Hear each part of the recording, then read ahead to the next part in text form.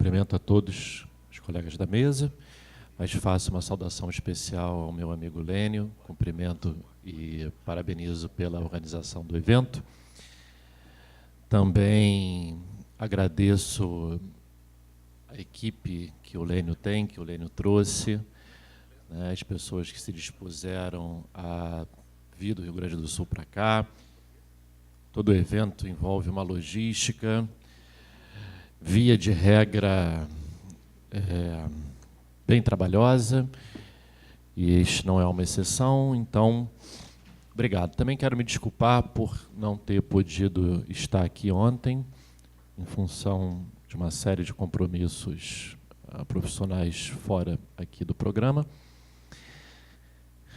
E, como eu imagino que outros colegas da mesa vão fazer uma abordagem da problemática numa linha da hermenêutica filosófica, e como o Lênio, inclusive, já palestrou ontem, eu não vou fazer este corte na minha exposição, que estará longe de ser uma conferência, muito longe, é simplesmente um apontamento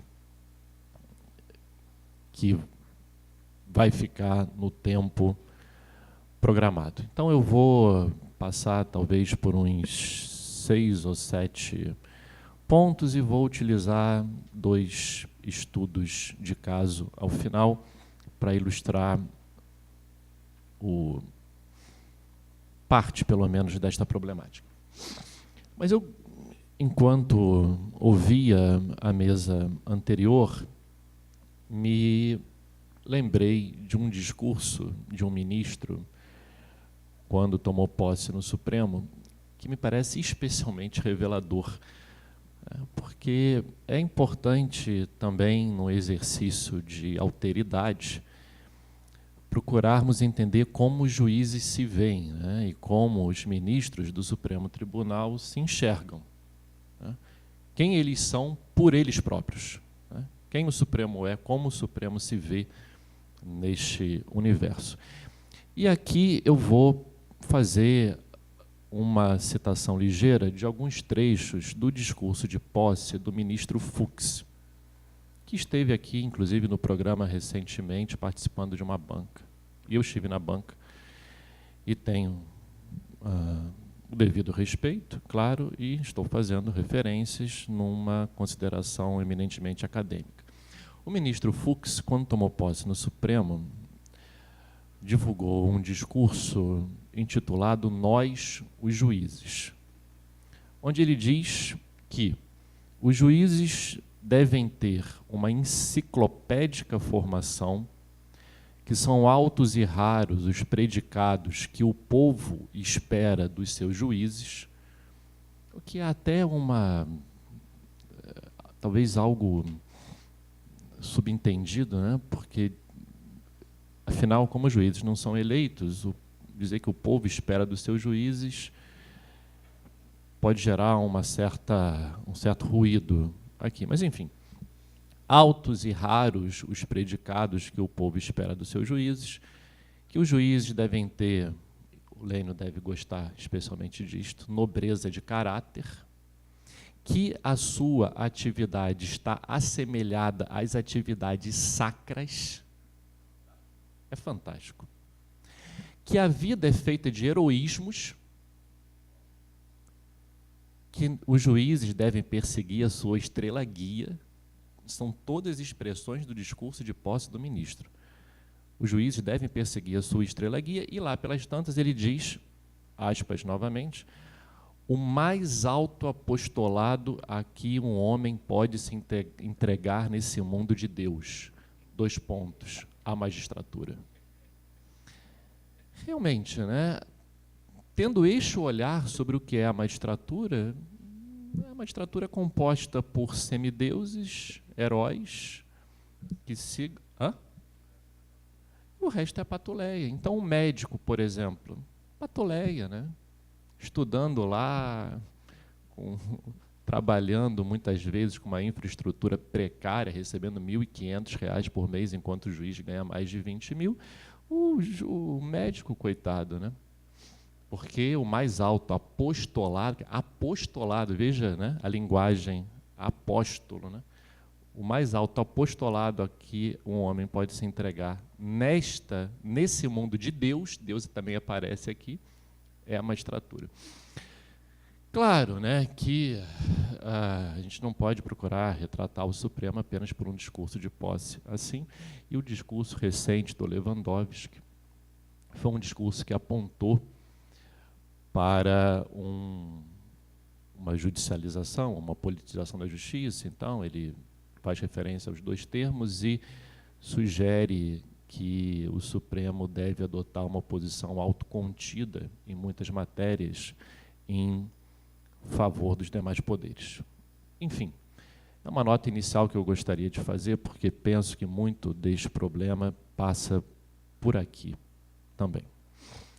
Bom, mas, como eu disse, eu não vou fazer a abordagem propriamente da hermenêutica filosófica, porque, como penso e comentei antes, o Lênio já disse isto e outros também no evento de ontem, e imagino que da minha fala vai seguir uma abordagem assim. Então, eu vou mencionar alguns tópicos.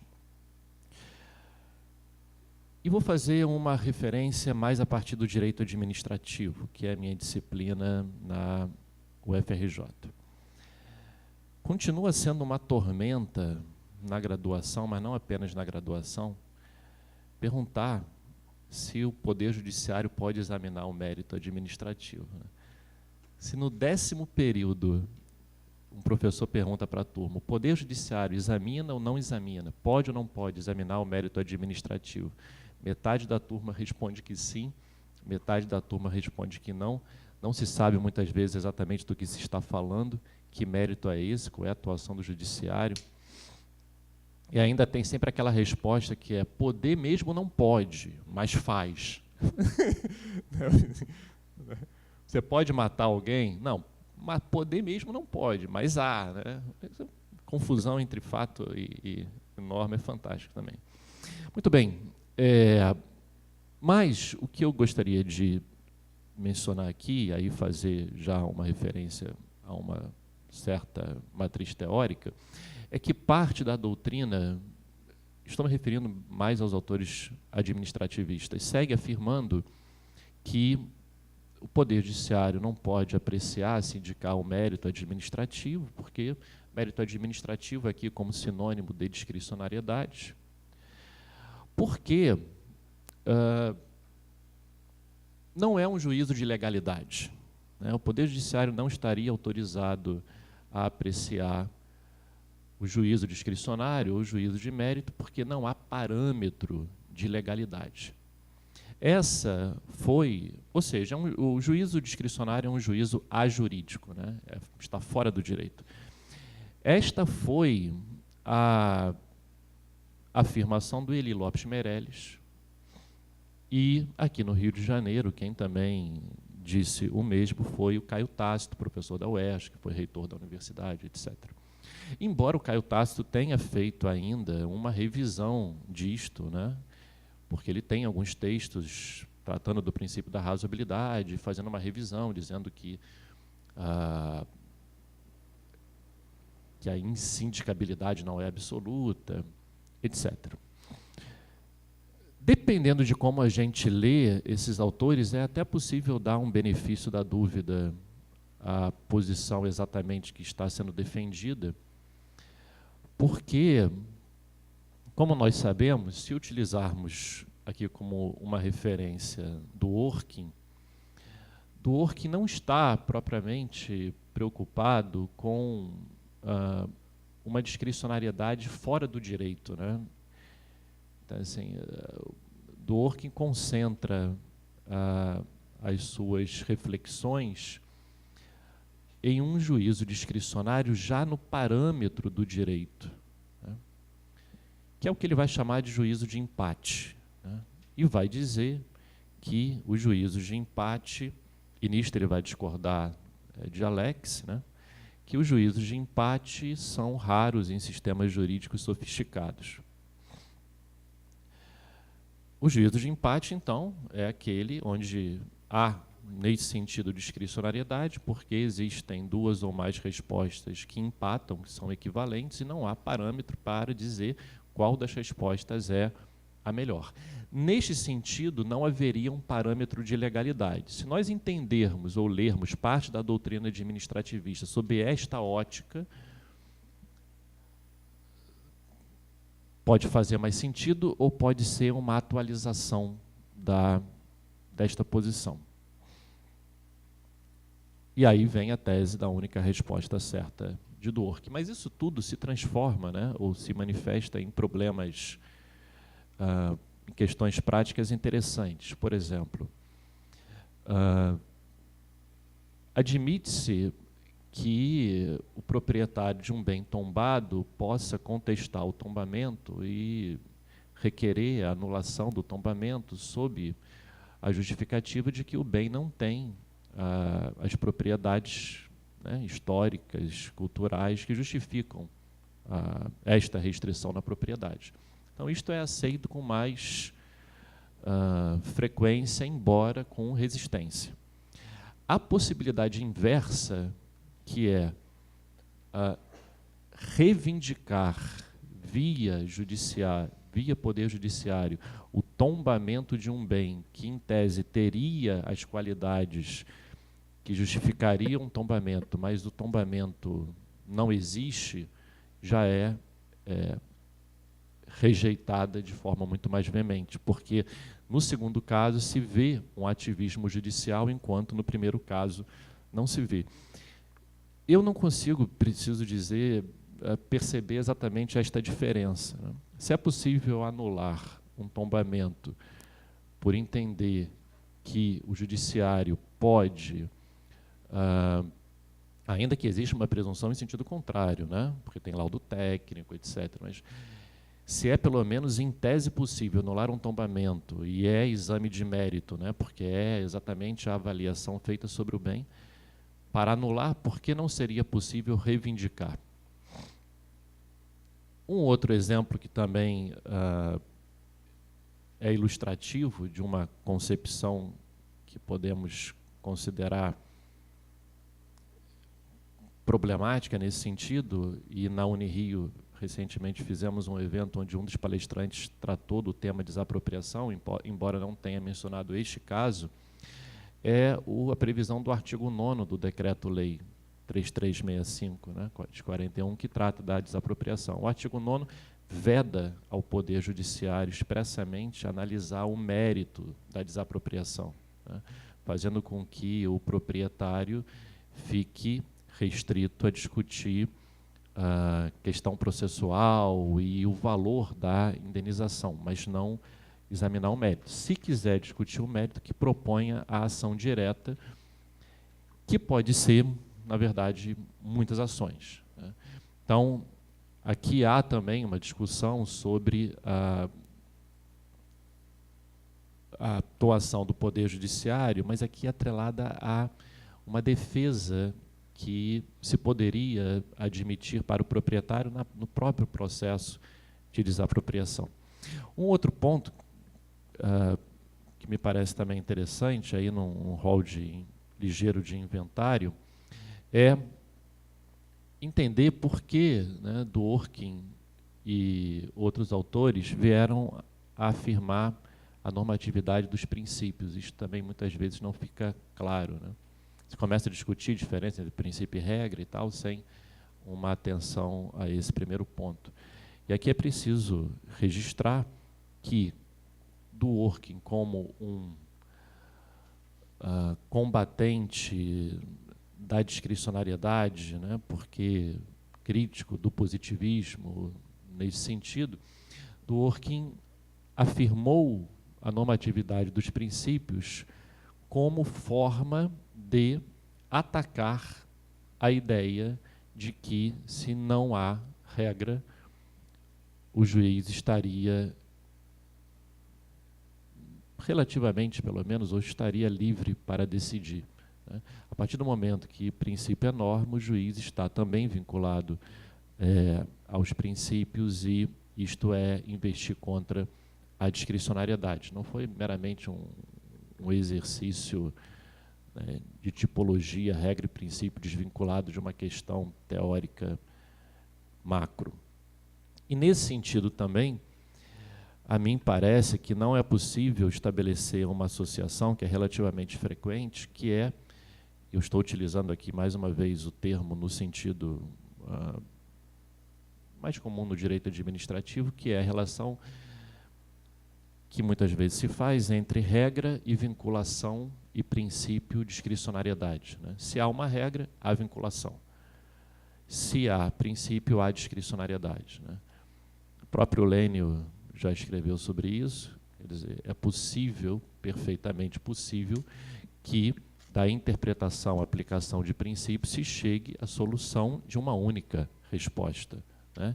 E não de múltiplas respostas. E, por mais que uma regra descreva uma hipótese, tenha eventualmente uma pretensão de regulação, ela pode não levar a uma única solução, ainda que esta seja uma hipótese rara. Eu também gostaria aqui rapidamente de referir a uma teoria que não propriamente, talvez, ligada a esta preocupação, pode ser útil para trabalhar a questão da discricionariedade, que é a teoria dos diálogos institucionais, né? A discussão sobre capacidade institucional, né? Porque isso pode marcar certos espaços, pelo menos a princípio, de atuação, né, dos poderes e, com isso, tensionando a ideia de que o judiciário está vocacionado, né, e aqui eu faço referência à exposição anterior do professor Martônio, a dar a última palavra sempre, né, sobre a Constituição, como, aliás, algumas vezes alguns ministros já disseram. Um outro ponto que também tem muita relação com discricionariedade e que fica mais recentemente relativamente de lado, mas é um tema caro tanto ao professor Lênio quanto ao professor Martônio, é o tema da Constituição dirigente, né? Porque, assim, a vinculação por meio de norma programática é uma linha que vai problematizar a concepção de discricionariedade seriamente, né? Claro, né, fazendo referência à crítica que o próprio Canottilho fez, né, sobre entulho programático, né, e camisa de força, tudo isso. Mas o fato é que a discricionariedade precisa também ser analisada de acordo com o modelo de Constituição que se tenha, né? E minha última referência, assim, como eu disse, menos sistemática e mais problematizada, é de uma dificuldade de abordagem, que aí eu retorno ao primeiro ponto que eu disse, né, sobre se é possível ou não examinar o mérito do ato administrativo, enfim, o juízo discricionário. É interessante até como isso se transforma realmente numa confusão lógica, muitas vezes. Se a gente lembrar de autores como Seabra Fagundes, e se a gente utilizar a jurisprudência do Supremo sobre medida provisória, tem uma afirmação muito corrente que é muito difícil de entender, que diz assim: o Poder Judiciário só pode examinar o juízo discricionário quando houver abuso de poder. Isso, a rigor, não faz sentido de se dizer. Porque, primeiro, não é possível saber se há ou não há abuso de poder antes de examinar, né? Porque a etapa da interpretação é prévia. Então, não faz sentido dizer isso, né? Eu só posso examinar se houver abuso de poder. Eu não sei se há abuso de poder antes de examinar. Segundo, se há abuso de poder, pelo menos pelo conceito clássico ou mais comum hoje de discricionariedade, nem há discricionariedade, né? Porque se há abuso de poder, há arbitrariedade, já que discricionariedade são duas ou mais respostas equivalentes no direito. Então, é melhor o judiciário não fazer aquela associação que vários autores no passado já apontaram, isso já há décadas, né? Eduardo Garcia de Enterria e outros, que é a associação entre conceito jurídico indeterminado ou a linguagem que pode gerar uma indeterminação no texto legal e discricionariedade, né? E admitir a interpretação, admitir o conhecimento, ainda que seja para não declarar a nulidade do ato. E meus 2 casos exemplificativos ligeiros. Sobre essa questão da discricionariedade, o segundo, sobre o limite do intérprete, eu encerro em 3 minutos ou 4. Recentemente, o STJ proferiu uma decisão numa intervenção federal, intervenção 111, até comentei lá naquele evento da Unirio, né? Onde aconteceu o seguinte: houve uma invasão de uma propriedade produtiva pelo Movimento Sem Terra. Embora o Movimento Sem Terra tenha uma diretiva de não fazer invasão de propriedade produtiva, né? Porque, em razão das consequências que isso gera, né? Já que a Constituição veda a reforma agrária, né? Desapropriação para fins de reforma agrária de propriedade produtiva, pelo menos a princípio. Enfim, daí houve uma invasão por integrantes do Movimento Sem Terra de uma propriedade produtiva. E o proprietário propõe uma ação de reintegração de posse. E obtém a decisão pela reintegração de posse. E a decisão não é cumprida pelo Estado. E há recurso e aquilo vai se alongando, e a decisão não é cumprida, os anos vão passando, até que chega um pedido de intervenção federal no STJ. E o STJ diz que já passaram muitos anos, as pessoas já estão lá, não tem... Isso já com decisão proferida pela reintegração de posse sem cumprimento durante todos esses anos. Que as pessoas já estão lá, que não há um local destinado razoável para que essas pessoas sejam encaminhadas, que isto vai violar a dignidade humana, que também, se a intervenção for decretada, mas é uma intervenção específica, né, porque é descumprimento de decisão judicial, né, não é aquela intervenção mais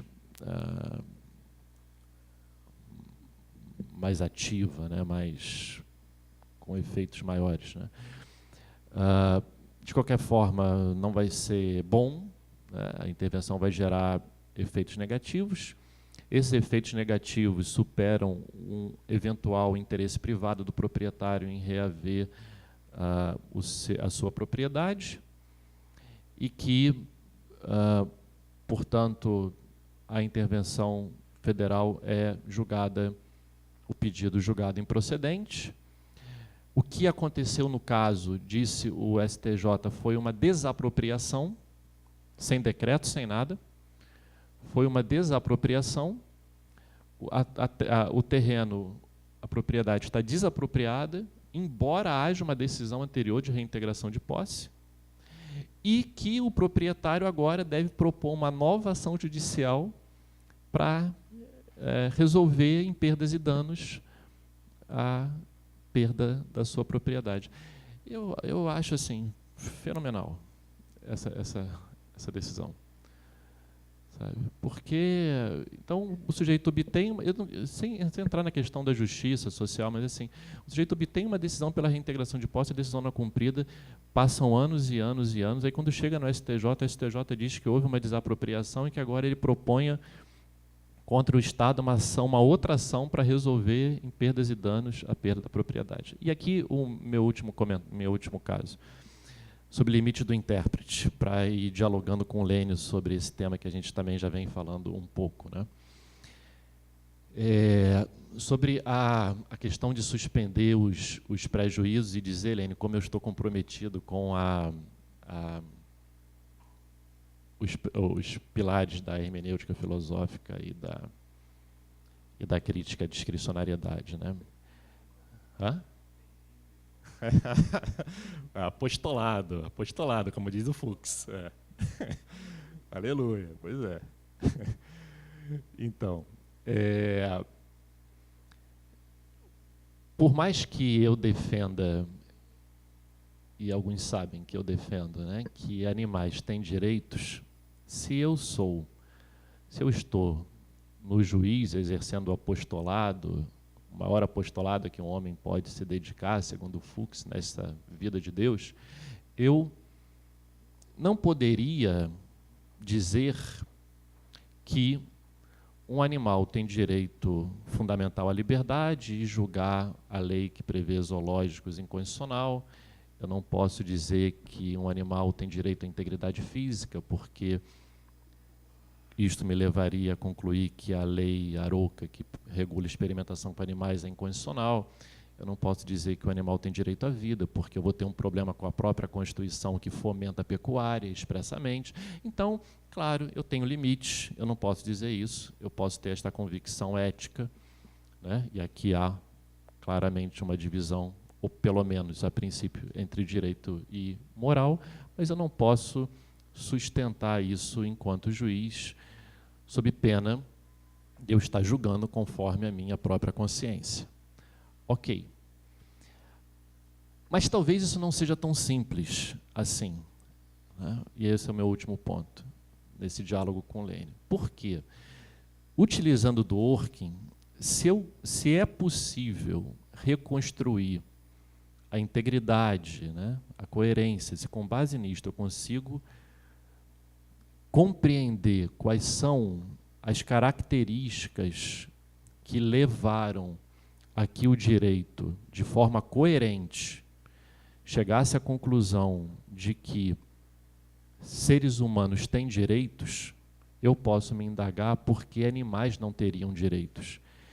E se, eventualmente, com base neste critério razoável, criticável, né, porque talvez a matriz kantiana aqui não dê uma boa resposta para isso, em razão dos casos marginais que vão deixar de lado alguns seres humanos mesmo. Mas eu não vou avançar por aqui. Se eu consigo entender que alguns critérios, ou que os critérios básicos que levaram à conclusão de que seres humanos têm direitos são aplicáveis aos animais, aí eu posso, pelo menos, ensaiar uma resposta dentro do próprio direito, sem me valer apenas de uma convicção. E, relativamente, isso antes foi feito, ainda que de um modo diferente, com seres humanos marginalizados, a exemplo de mulheres e negros. Então, essa reconstrução, né, do romance em cadeia, ou essa escrita de um novo capítulo, gera toda uma problemática que, eventualmente, pode nos fazer chegar a algumas conclusões, não por base apenas em convicções pessoais, mas sim com argumentos do próprio direito. E aqui eu estou me referindo especialmente a essa questão da ética animal. É só o que eu tinha a dizer, agradeço mais uma vez e passo então a palavra ao presidente da mesa.